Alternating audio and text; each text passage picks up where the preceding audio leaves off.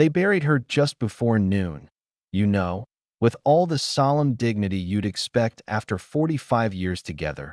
But by dusk, when the last car rolled out and the flowers drooped in the humid air, only Frank Monroe was left standing. Right there, rooted like a stubborn old tree beside his wife Evelyn's grave, still trying to summon the right words to say goodbye. He'd survived war zones, open-heart surgery, 72 winters, but nothing in all that time had taught him what to do with this kind of silence. So when police lights cut through the cemetery fog and a young voice barked, "You're trespassing," Frank didn't budge, because for him, this wasn't trespassing. This was holy ground. His last promise. He hadn't meant to stay so long. Really. The funeral crowd had faded slow and polite, friends and kin giving Frank the last nod before slipping out. He just stood there, one hand on the stone, the other wrapped tight around a little velvet pouch, an old war letter he'd written for Evelyn back in the Gulf, never shared, never opened, not even after all these years. His suit was too tight at the neck, too loose at the waist, a relic from the day he'd proposed.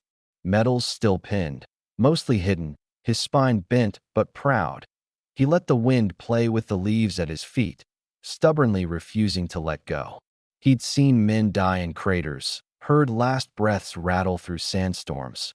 But this slow ache, was worse. The groundskeeper rolled by, gave Frank a nod, the kind that says, "I see you," without needing words. Lanterns flickered on, gates clanged shut at 6, and the world got very small, just Frank, Evelyn, and the evening breeze. He sat, finally, on the stone bench, unfolded the letter, his hands shaking like a rookie, and read, voice cracked and raw. "If you're reading this, it means I made it home," but the rest just slipped away into the wind, unfinished, like the life he wanted with her. That's when headlights swept across the grass. Sharp, official, a cruiser easing in. Tires on gravel, doors slamming, and out comes a rookie officer, maybe late 20s, looking sharp, walking like a man who'd memorized the rulebook but missed the chapter on loss. "Sir, cemetery's closed. You're trespassing." Frank looked up, folded the letter, voice soft but carrying the weight of every year. "I was just leaving." But the kid didn't buy it. "You need to come with me." Frank tried. "Really? Can I have one more minute?" "She was my wife. 45 years. The officer shook his head. "Rules are rules. City property. Past hours." Frank fished out his ID, war number and all, handed it over with the last bit of dignity he could muster.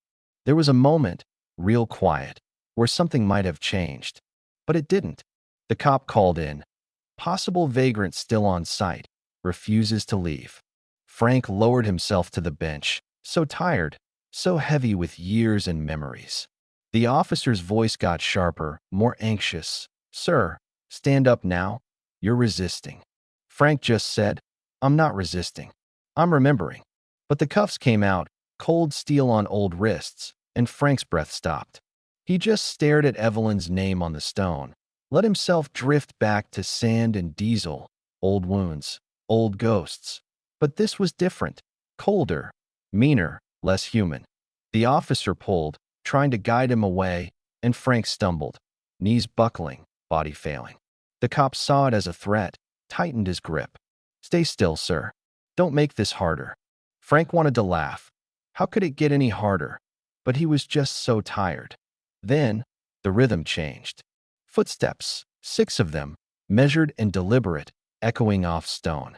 The officer turned, confused, and Frank knew before he looked. Dress blues, metals glinting in dusk, 6 Marines moving slow and sure, not running, just there, steady as sunrise. Tommy Rodriguez led them. Frank had mentored him at the VFW, taught him to shoot, taught him what honor really meant. When Tommy heard from a neighbor, "Something's wrong at the cemetery," he didn't ask, just put on his uniform and showed up. The Marines didn't raise their voices, didn't threaten, just stood, silent, straight, a living wall of dignity. Tommy stepped forward, eyes only on Frank. "What's the charge here?"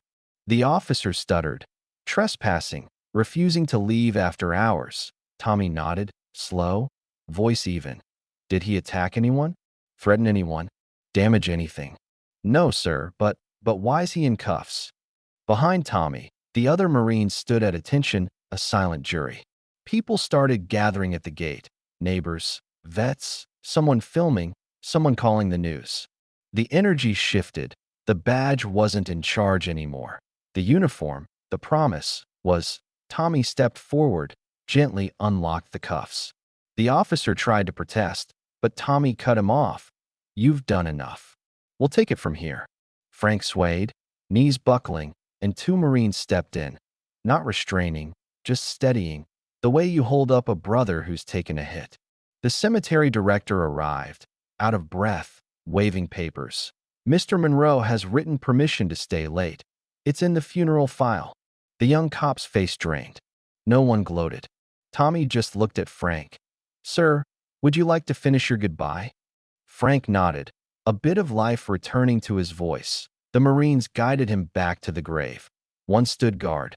One placed the pouch in his hand, Tommy at his side, steady as a promise. Frank opened the letter, read it again, this time not to the wind, but to Evelyn. His voice shook, but it was strong. The Marines stood watch, holding back the world so Frank could hold on to love, if only for a moment longer. Behind them, the crowd grew, veterans, neighbors, families, silent but present. Even the officer who started it all stood off to the side, pale, hands shaking, his radio forgotten. N01 talked about politics, or police protocol, or policy change. Not then. For those few minutes, it wasn't about laws or orders. It was about a man and a promise, a brotherhood that doesn't end at the gates. Frank folded the letter, kissed it, tucked it in the flowers. I made it home, he whispered, and Tommy squeezed his shoulder. They stayed until the light faded, until the cemetery belonged again to quiet and memory. The news went wild. Videos everywhere, headlines, hashtags, outrage, apologies. But Frank, he didn't care about the noise.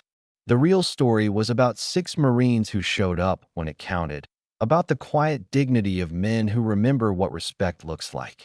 The cop got put on leave, body cam footage under review, new rules about how you treat the old and the grieving. Call a supervisor, bring a counselor, learn to listen. Letters poured in from all over, veterans, widows, strangers, people who saw their own grief reflected in Frank's quiet persistence. 3 weeks later, Frank returned, new flowers waiting by the stone. He sat with a stack of letters, one for each Marine, written in careful script. I didn't know if I'd ever have brothers again until you walked through those gates. He wrote not as a soldier, but as a husband, as a man lifted up when the world tried to push him down. The Marines came back too, quietly, no cameras, just coffee and silence and a folded flag, saluting the man who taught them what service really means. Life moved on, as it does. Frank became a fixture, a gentle old man in a Navy suit, medal on his chest, who knelt by the grave with fresh flowers and stories for Evelyn. The cemetery changed, too, officers greeting visitors with more than protocol, people pausing to watch, to remember. Frank never asked to be a symbol. He just kept the promise. Don't let me be alone. Months passed, the headlines faded, but for Frank, every visit mattered. His steps grew slower, his body weaker, but he kept showing up. Love like service, not declared, but lived. One morning, he left a final letter under a stone at Evelyn's grave, for whoever came next. If you ever feel forgotten, stand anyway. You're never truly alone. No parade, no music, just the wind in the trees and maybe, just maybe, her voice in the breeze, whispering, proud. That's what service means, you know. Service ends, but honor does not. If you've ever seen or felt this kind of loss, if you've ever wondered where dignity goes when the world moves on, drop a comment. Do you think we're doing enough to honor those who serve and those who grieve? What would you have done that day? Let's talk about what it means to stand, even when you're the last one left.